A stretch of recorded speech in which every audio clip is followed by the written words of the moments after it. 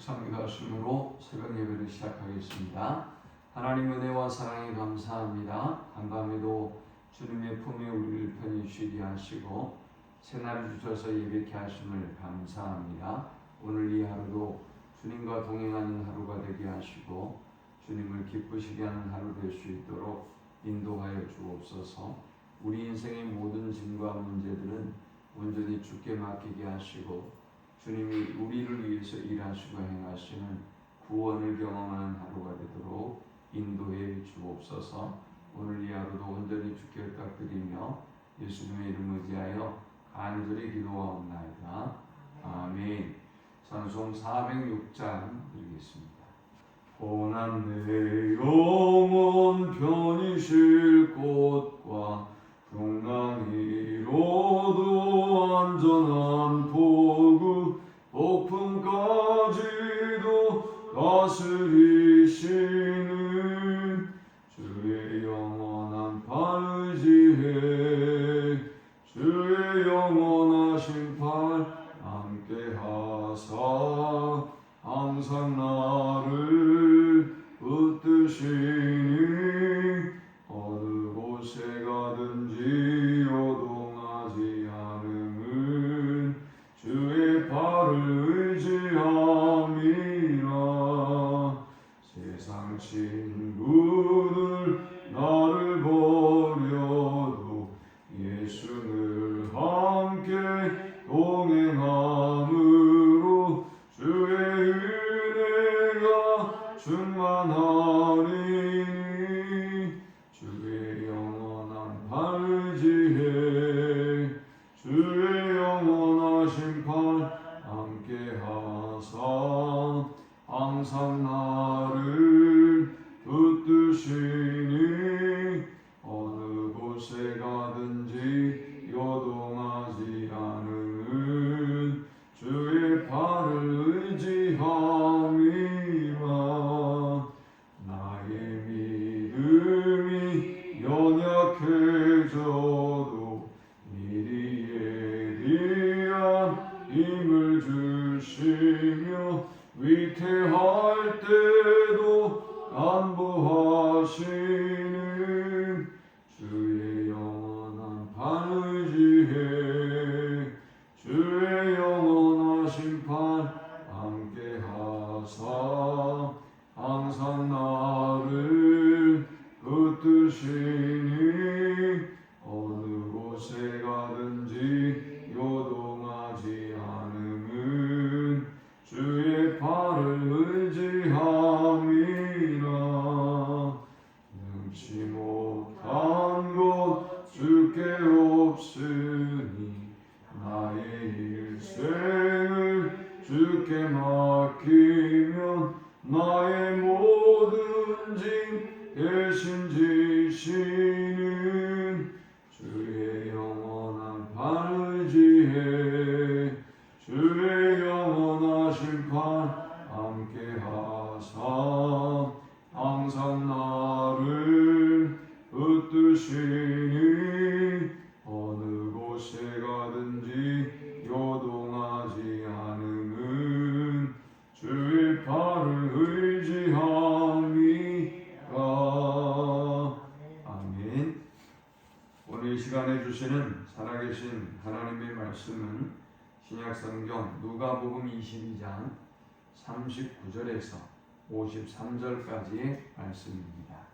예수께서 나가사 습관을 따라 감람산에 가시니 제자들도 따라갔더니 그곳에 이르러 그들에게 이르시되 유혹에 빠지지 않게 기도하라 하시고 그들을 떠나 돌 던질 만큼 가서 무릎을 꿇고 기도하여 이르시되 아버지여 만일 아버지의 뜻이거든 이 잔을 내게서 옮기시옵소서.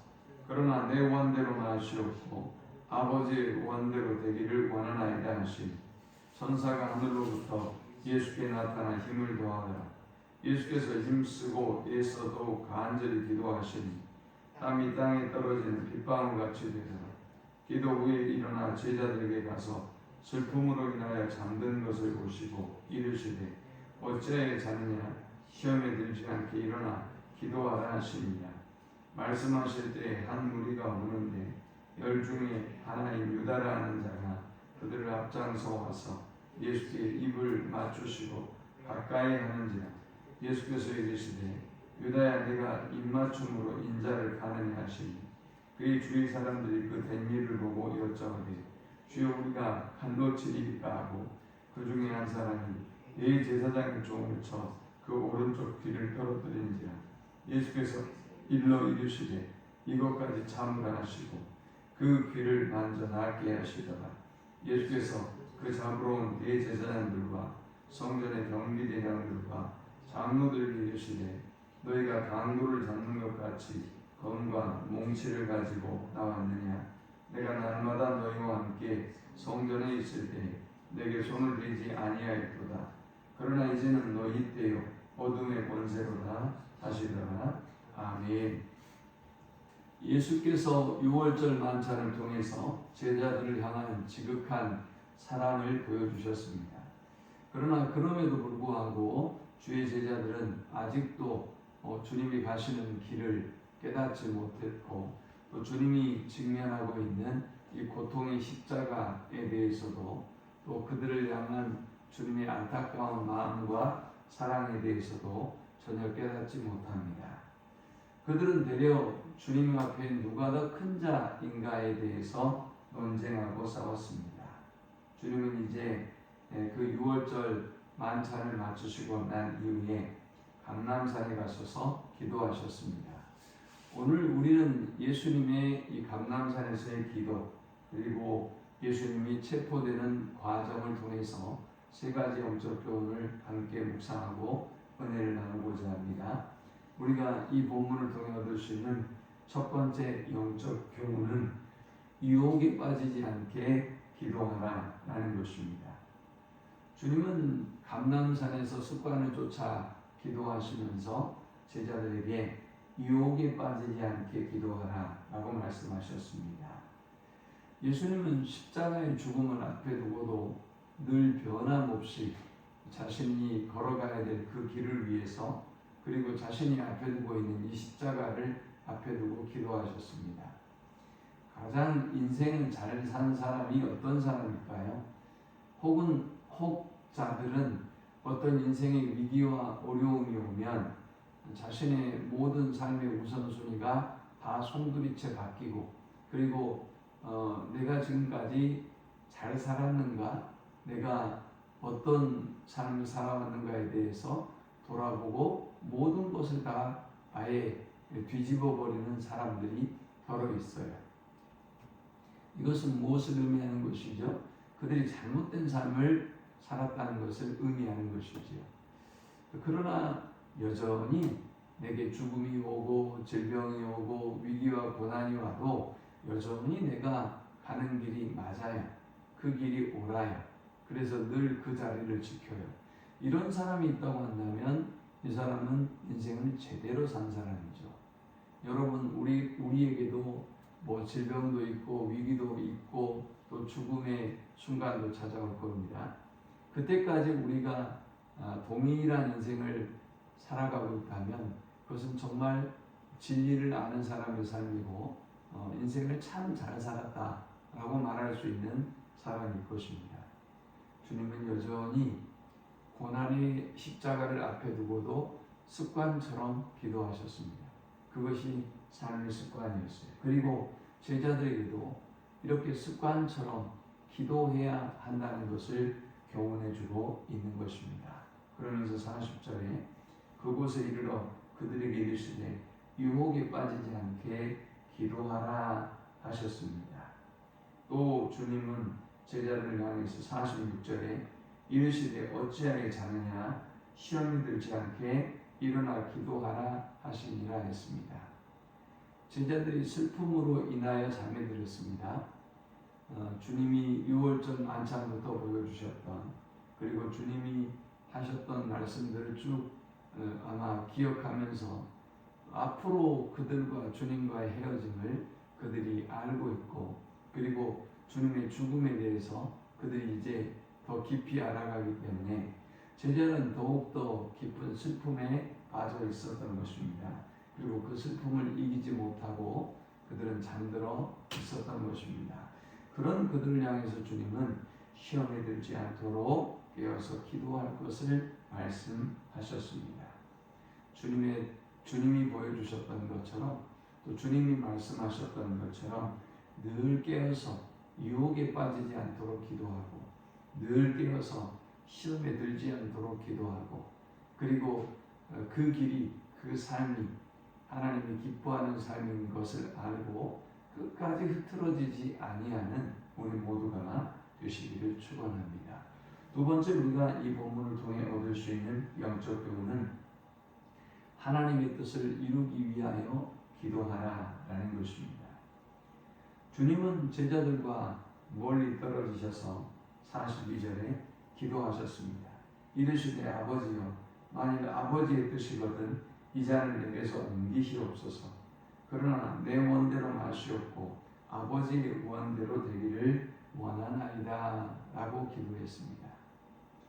누구든지 주님이 가셔야 될 길을 주님이 두려워하고 있는 것처럼 인생은 누구든지 하나님의 뜻에 순종하고 하나님의 뜻대로 살아가는 것에 대한 부담과 두려움을 가지고 있습니다. 그런데 어떤 사람이 하나님의 뜻을 이루고 순종할 수 있는 것입니까? 예수님처럼 기도하는 사람입니다. 사실 두려움, 기도 이런 것과 어울리지 않아야 될 사람이 예수님 같은데 예수님 또한 우리처럼 하나님의 뜻대로 순종하는 것에 대한 두려움을 가지고 있었고 자신이 직면하고 있는 이 십자가의 죽음에 대한 두려움을 가지고 있었단 말이죠. 그런데 우리가 그럼에도 불구하고 순종할 수 있는 비결은 방법은 오직 기도밖에 없는 것입니다. 기도하는 사람은 하나님의 말씀에 순종할 수 있습니다. 기도하는 사람은 성령의 뜻에 순종할 수 있는 것입니다. 그래서 주님이 하나님의 뜻을 이루기 위해서 내 뜻대로 마시옵고 아버지의 원대로 되기를 원합니다. 아버지의 뜻대로 되기를 원합니다. 라고 기도하셨던 것처럼 오늘도 우리도 하나님의 뜻대로 순종하는 삶을 살기를 위해서 깨어 기도하는 우리 모두가 되기를 축원합니다. 오늘 이 본문을 통해서 얻을 수 있는 마지막 세 번째 영적 교훈은 하나님의 뜻을 깨닫기 위하여 기도하라라는 것입니다. 주님이 제자들과 말씀을 나누실 때 가룟 유다가 앞장서서 한 무리와 더불어 옵니다. 그리고 가룟 유다는 예수님께 입을 맞췄습니다.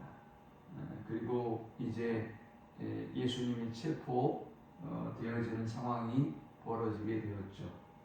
이때 이 상황을 보고 있었던 베드로가 대제사장의 종 말고의 귀를 잘라버렸습니다.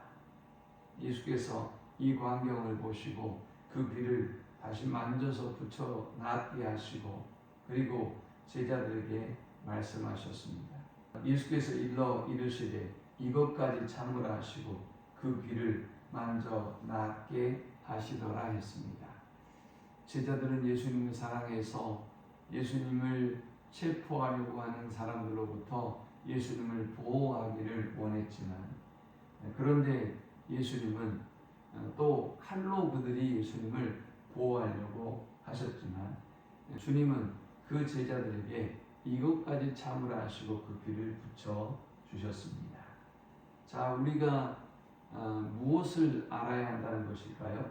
무슨 하나님의 뜻을 알아야 한다는 것일까요?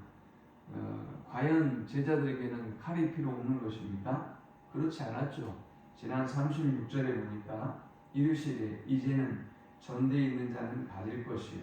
전대를 가지라는 것이죠.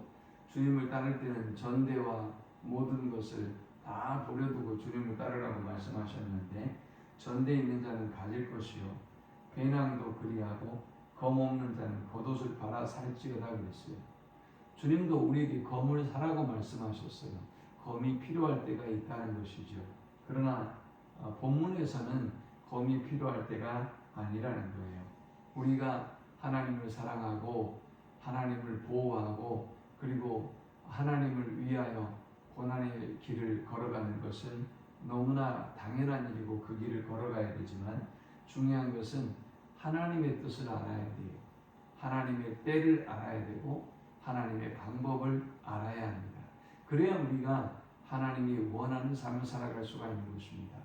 때와 방법을 모르면 아무 때나 이렇게 무력을 쓰기도 하고, 그리고 방법도 잘못된 방법으로 주님을 향한 우리의 사랑을 표현할 수 있기 때문인 것입니다. 그러므로 우리는 하나님의 뜻을 깨닫기 위하여 기도해야 합니다. 내가 가는 길이 하나님의 길이 되길, 내가 행하는 그 때가 하나님의 때가 되기를, 또 내가 행하는 방법이 하나님의 방법이 되기를 깨어 기도할 수 있는, 또 그리고 순종하고 그 길을 걸어갈 수 있는 우리 모두가 되시기를 축원합니다. 하나님 감사합니다. 귀한 말씀을 통하여 하나님의 때, 하나님의 방법, 그리고 하나님의 뜻을 위하여 우리가 깨어 기도해야 함을 깨닫게 하여 주심을 감사합니다. 하나님을 사랑하는 우리의 사랑이 인간적인 욕심과 인간적인 뜻과 생각과 방법이 되지 않게 하시고, 하나님이 원하는 때, 하나님이 원하는 방법으로 하나님의 영광을 드러낼 수 있는 저들이 되어지도록 인도해 주옵소서. 예수님의 이름으로 기도합니다. 아멘. 지금은 우리 주 예수 그리스도의 크신 은혜와 성부 하나님의 극진한 사랑과 성령의 인도 보교통 충만케 하심이 하나님의 뜻을 분별하고 하나님의 뜻에 순종하는 삶을 살기를 소망하는 모든 주의 백성들의 머리 위에 이제로부터 영원토록 함께 있을지어다. 아멘.